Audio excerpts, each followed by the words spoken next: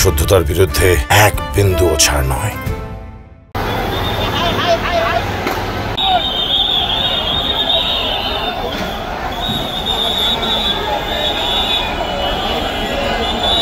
বেসরকারি প্রাথমিক বিদ্যালয়ের শিক্ষকরা যারা আসলে নিজেদের শিক্ষা প্রতিষ্ঠান জাতীয়করণের দাবিতে মূলত প্রেস ক্লাবের সামনে তারা কিন্তু